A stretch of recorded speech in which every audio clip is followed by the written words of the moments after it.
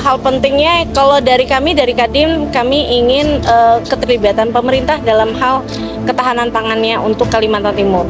Saat ini Kalimantan Timur itu belum mandiri dalam hal pangan, masih harus support dari Jawa dan Sulawesi.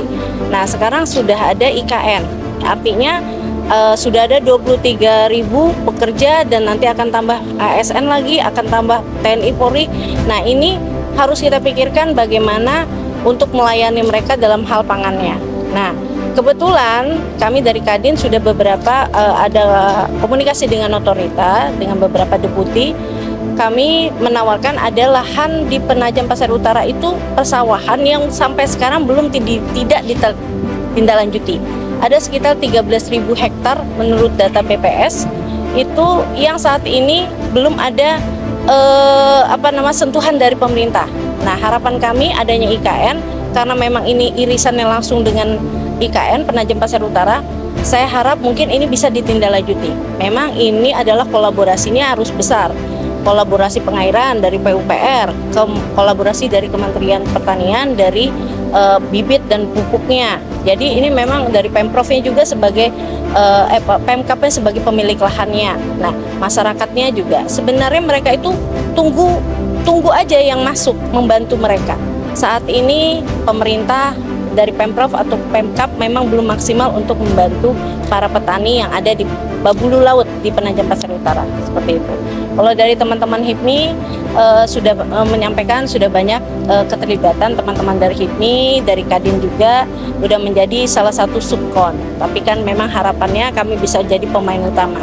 Itu harapannya kami, dan mungkin bisa diberi peluang yang lebih luas lagi dalam hal untuk partisipasinya kita dalam pembangunan di IKN, seperti itu.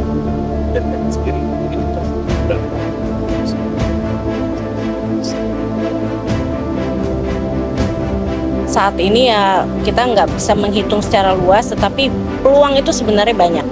Tinggal bagaimana kita diberi kesempatan. Contohnya, misalnya dalam hal perizinan. Kemarin saya sudah bicara dengan Deputi Pak Thomas, itu saya mengatakan bahwa kami jujur saja kemarin mengurus perizinan di Balikpapan itu butuh berbulan-bulan. Nah, saya harap untuk perizinan di sini dimudahkan, karena memang banyak teman-teman dari HIPMI dan Kadin ingin diberikan peluang usaha, misalnya membuka kafe, rumah makan, segala macam. Karena memang itu tadi, karena kebutuhan yang ada di IKN ini nanti nggak akan cukup gitu loh. Kalau hanya tergantung di sepanjang jalan Sepaku itu aja kan ya.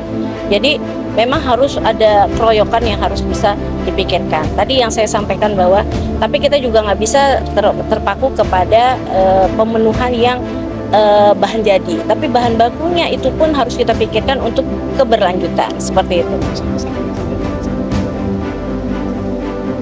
Tadi sudah dengar semua teman-teman dari Kadin dan HIPMI, insya Allah akan dirangkul lebih luas lagi teman-teman untuk bisa menjadi bukan hanya sebagai subkon tapi sebagai pemain utama.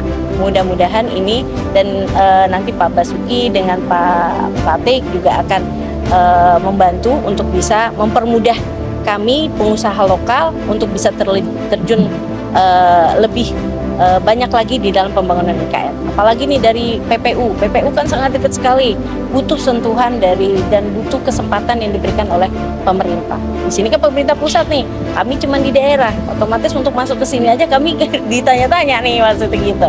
Nah, itulah kesempatan regulasinya mungkin lebih dipermudah untuk kami, seperti itu.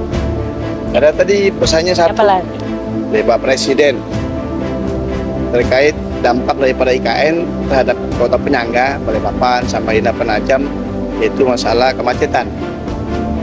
Kan jangan sampai asumsinya kita hanya memindahkan kota, kita memindahkannya macet dengan adanya IKN, tidak.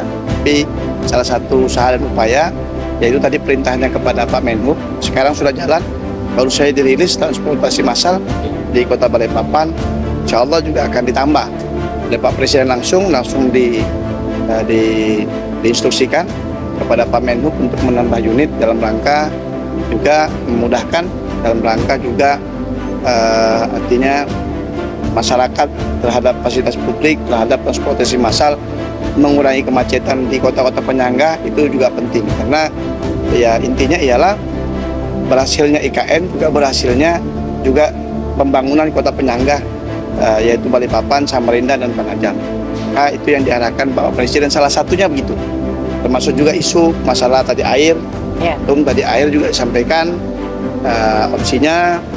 Mungkin opsi utama yang diambil dari Telake termasuk juga sedang Pak Bosuki yaitu lagi membuatkan FS itu bisa menyuplai semua kota-kota penyangga Balikpapan, Samarinda, Penajam, sehingga baik itu dari segi ekonomi, baik daripada kenyamanan, baik dari dampak daripada IKN, insya Allah si air dapat teratasi semua. Kira-kira begitu sih.